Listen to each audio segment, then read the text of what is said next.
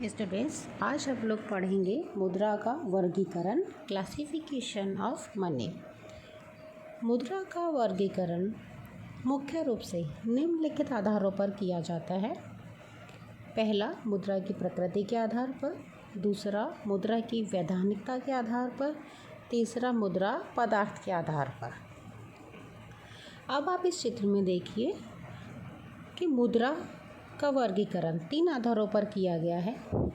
Classification of money, nature of money, legality of money और money material, यानी प्रकृति के आधार पर, वैधानिकता के आधार पर, मुद्रा पदार्थ के आधार पर। प्रकृति के आधार पर मुद्रा को 2 भागों में बांटा गया है, वास्तविक मुद्रा, हिसाब की मुद्रा। वैधानिकता के आधार पर मुद्रा को 2 भागों में बांटा गया है, विधिग्राह्य मुद्रा, ऐच्छिक मुद्रा। मुद्रा पदार्थ के आधार पर मुद्रा को 2 भागों में बांटा गया है, धातु मुद्रा और पत्र मुद्रा। सबसे पहले हम लोग लेते हैं प्रकृति के आधार पर वर्गीकरण। प्रकृति के आधार पर प्रसिद्ध अर्थशास्त्री J.M. केन्स ने मुद्रा का वर्गीकरण 2 भागों में किया है, वास्तविक मुद्रा और दूसरा हिसाब की मुद्रा। पहला हम लोग लेते हैं वास्तविक मुद्रा। वास्तविक मुद्रा वह मुद्रा है जो किसी देश में वास्तविक रूप में प्रचलित होती है। यह विनिमय का वास्तविक माध्यम होती है। यह मुद्रा ही विनिमय में प्रयोग की जाती है तथा मूल्य के माप और मूल्य के संचय का कार्य करती है।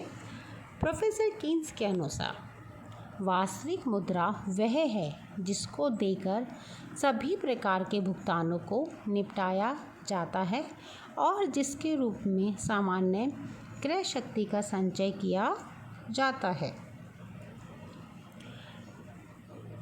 वास्तविक मुद्रा को 2 उपभागों में बांटा गया है, पहला वस्तु मुद्रा और दूसरा प्रतिनिधि मुद्रा। अब हम लोग इसका दूसरा प्रकार देखते हैं, मनी ऑफ अकाउंट, यानी हिसाब की मुद्रा। हिसाब की मुद्रा से अभिप्राय उस मुद्रा से है जिसमें सभी प्रकार के हिसाब किताब या लेखे रखे जाते हैं। अन्य शब्दों में, जिस मुद्रा का प्रयोग सामान्य कीमत स्तर एवं ऋण की मात्रा को प्रकट करने के लिए किया जाता है, उसे हिसाब की मुद्रा कहते हैं। प्रोफेसर केन्स कहते हैं कि हिसाब की मुद्रा वह है जिसमें ऋणों, कीमतों तथा सामान्य क्रय शक्ति को व्यक्त किया जाता है। इस प्रकार सेलिगमैन हिसाब की मुद्रा को आदर्श मुद्रा तथा बेनहम इसे हिसाब की इकाई कहते हैं। साधारण परिस्थितियों में वास्तविक मुद्रा तथा हिसाब की मुद्रा में किसी भी प्रकार का भेद नहीं किया जाता, परंतु कुछ विशेष परिस्थितियों में लेखे या हिसाब की मुद्रा तथा वास्तविक मुद्रा अलग अलग हो सकती हैं। भारत में रुपया वास्तविक मुद्रा तथा हिसाब की मुद्रा दोनों ही है। इसका अभिप्राय यह है कि हिसाब की मुद्रा एक सैद्धांतिक रूप है और वास्तविक मुद्रा व्यवहारिक रूप है। मुद्रा के व्यवहारिक रूप में परिस्थितियों के अनुसार परिवर्तन होते रहते हैं, जबकि सैद्धांतिक रूप स्थिर रहता है। ये हमने किया बच्चों प्रकृति के आधार पर मुद्रा का वर्गीकरण। पहला वास्तविक मुद्रा के रूप में, दूसरा हमने किया हिसाब की मुद्रा के रूप में। अब हम लोग इसका दूसरा वर्गीकरण देखते हैं वैधानिकता के आधार पर। वैधानिकता के आधार पर मुद्रा को 2 भागों में बांटा गया है, विधिग्राह्य मुद्रा और ऐच्छिक मुद्रा। विधिग्राह्य मुद्रा वह मुद्रा है जिसे भुगतान के साधन के रूप में देश की सरकार द्वारा मान्यता प्राप्त होती है और लोगों को कानून के अनुसार इसे विभिन्न प्रकार के भुगतानों के लिए स्वीकार करना होता है। इस मुद्रा को स्वीकार करने में किसी को भी आपत्ति नहीं हो सकती। यदि कोई व्यक्ति इसको लेने से इनकार करता है तो उसे कानून के द्वारा दंड दिया जा सकता है। रॉबर्टसन ने इसे सामान्य मुद्रा कहा है। भारत में रुपए का सिक्का व अन्य प्रकार के सिक्के विधिग्राह्य मुद्रा हैं। अब हम लोग दूसरा प्रकार लेते हैं ऐच्छिक मुद्रा, ऑप्शनल मनी। ऐच्छिक मुद्रा वह मुद्रा है जो साधारणतया जनता द्वारा स्वीकार तो की जाती है, परंतु कानून इसके लिए किसी भी व्यक्ति को विवश नहीं कर सकता है।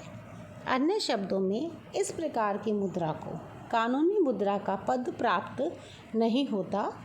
इस प्रकार की मुद्रा को भुगतान के रूप में स्वीकार करना या न करना व्यक्ति विशेष की इच्छा पर निर्भर करता है। चेक, ड्राफ्ट, हुंडी, विनिमय बिल, प्रतिज्ञा पत्र आदि ऐच्छिक मुद्रा के उदाहरण हैं। रॉबर्टसन इसे बैंक मुद्रा कहते हैं। इस प्रकार की मुद्रा की स्वीकृति बहुत कुछ भुगतान वाले व्यक्ति की बाजार में क्रेडिट पर डिपेंड करती है। एक छोटा सा एग्जाम्पल हम लोग लेते हैं, विधिग्राह्य और ऐच्छिक मुद्रा में अंतर। विधिग्राह्य मुद्रा को स्वीकार करना जनता के लिए अनिवार्य है, जबकि ऐच्छिक मुद्रा को स्वीकार करना उसकी सुविधा और इच्छा पर निर्भर करता है। इसी प्रकार निश्चित विधान के अनुसार निकाली जाने के कारण विधिग्राह्य मुद्रा की पूर्ति कम पड़ने का भय है, जबकि ऐच्छिक मुद्रा बैंकों में कराई गई जमाओं के आधार पर निकाली जाती है, जिससे इसकी पूर्ति में कमी पड़ने का कोई डर नहीं होता। विकसित देशों में ऐच्छिक मुद्रा महत्वपूर्ण भुगतानों का माध्यम बनी हुई है, परंतु अल्प विकसित देशों में अभी भी विधिग्राह्य मुद्रा ही विनिमय का मुख्य माध्यम है। अब हम लोग तीसरा प्रकार लेते हैं, पदार्थ के आधार पर मुद्रा का वर्गीकरण। पदार्थ के आधार पर मुद्रा को दो भागों में बांटा गया है। पहला धातु मुद्रा और दूसरा पत्र मुद्रा। धातु मुद्रा वह मुद्रा है जो किसी धातु अर्थात सोना या चांदी आदि की बनी होती है। इस प्रकार की मुद्रा को पूर्ण मुद्रा भी कहा जाता है। भारत में चलने वाला रुपए का सिक्का तथा पैसे के सभी सिक्के धातु मुद्रा हैं। धातु मुद्रा अथवा सिक्के के तीन प्रकार होते हैं। पहला प्रमाणिक अथवा पूर्णकाय सिक्के, दूसरा सांकेतिक अथवा प्रतीक सिक्के, तीसरा होता है सहायक या गौण सिक्के। प्रमाणिक सिक्का वह सिक्का है जिसका वस्तु रूप में मूल्य तथा मुद्रा के रूप में मूल्य बराबर होता है। ये सिक्के सोने अथवा चांदी के बने होते हैं। ये सिक्के एक निश्चित वजन एवं शुद्धता के होते हैं। इनका अंकित मूल्य इनके आंतरिक मूल्य के बराबर होता है। दूसरा सांकेतिक अथवा प्रतीक सिक्के। सांकेतिक सिक्के वे सिक्के हैं जिनका वस्तु के रूप में मूल्य उनके मुद्रा के रूप में मूल्य से कम होता है। इस प्रकार की मुद्रा के अंतर्गत वे सभी सिक्के आ जाते हैं जिनका अंकित मूल्य उनके आंतरिक मूल्य से अधिक होता है। इनका उपयोग छोटे छोटे भुगतानों के लिए किया जाता है। यह मुद्रा प्राय हल्की किस्म की धातु, तांबा, गिल्ट आदि की बनी होती है, या ये कहें कि यह प्रमाणिक सिक्कों के लिए सहायक का काम देते हैं। और तीसरा है सहायक या गौण कार्य। वास्तव में हम लोग रेजगारी को गौण सिक्के या सहायक भी कह सकते हैं। गौण सिक्के वे सिक्के हैं जिनका आंतरिक मूल्य उनके अंकित मूल्य से कम है। ये सिक्के अल्प मूल्य के होते हैं, जैसे 2 पैसे, 5 पैसे, 10 पैसे आदि। ये सिक्के हल्की तथा सस्ती धातु के बनाए जाते हैं। इनका प्रयोग छोटे छोटे भुगतानों को करने के लिए किया जाता है। ये सीमित विधिग्राह्य होते हैं। इनकी ढलाई स्वतंत्र नहीं होती है। ये सांकेतिक सिक्के होते हैं। प्रमाणिक सिक्कों से इनका संबंध सरकार द्वारा कानूनी आधार पर तय किया जाता है। धातु मुद्रा, इसमें जो दूसरा प्रकार है अब हमारा, वो है पत्र मुद्रा। मुद्रा पदार्थ के आधार पर जो अब हमारा दूसरा वर्गीकरण है वो है पत्र मुद्रा। पत्र मुद्रा एक विशेष प्रकार के कागज पर छपा हुआ वचन पत्र है जिसके द्वारा निर्गमन अधिकारी, केंद्रीय बैंक व सरकार उसमें लिखित राशि देने की प्रतिज्ञा करता है। पत्र मुद्रा के 4 प्रकार होते हैं: प्रतिनिधि पत्र मुद्रा, परिवर्तनशील पत्र मुद्रा, अपरिवर्तनशील पत्र मुद्रा और चौथा प्रादिष्ट पत्र मुद्रा। पहला, प्रतिनिधि पत्र मुद्रा। जब किसी पत्र मुद्रा के पीछे उसके मूल्य के बराबर अर्थात 100% सोना अथवा चांदी सुरक्षित रखे जाते हैं तब इस प्रकार की पत्र मुद्रा को प्रतिनिधि कागजी मुद्रा कहा जाता है। दूसरा, परिवर्तनशील पत्र मुद्रा। जब किसी देश में नोट इस प्रकार जारी किए जाएं कि उनको जनता किसी भी समय प्रामाणिक सिक्कों में बदल सके तब इस प्रकार की पत्र मुद्रा को परिवर्तनशील पत्र मुद्रा कहते हैं। तीसरा, अपरिवर्तनशील पत्र मुद्रा। अपरिवर्तनशील पत्र मुद्रा उस पत्र मुद्रा को कहते हैं जिसके बदले में सोना, चांदी अथवा कोई भी अन्य धातु देने का सरकार आश्वासन नहीं देती। अन्य शब्दों में, नोटों को धातु या सिक्कों में बदलने की सरकार कोई गारंटी नहीं देती है। इस पत्र मुद्रा के पीछे किसी भी धातुओं के सुरक्षित कोष नहीं रखे जाते हैं। यह पत्र मुद्रा पूर्ण रूप से सरकार की साख पर प्रचलित रहती है। चौथा है प्रादिष्ट पत्र मुद्रा।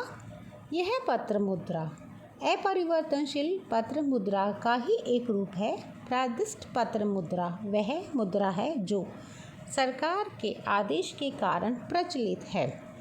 कीन्स के अनुसार प्रादिष्ट मुद्रा वह मुद्रा है जो सरकार द्वारा निर्मित होती है तथा निर्गमित की जाती है, परंतु कानून इसे किसी धातु या मुद्रा में परिवर्तित नहीं किया जाता। अर्थात कानूनन इसे किसी धातु या मुद्रा में परिवर्तित नहीं कर सकते। कीन्स इसे संकटकालीन मुद्रा भी कहते हैं क्योंकि इसका निर्गमन संकटकालीन परिस्थितियों में बिना कोई रक्षित कोष रखे किया जाता है।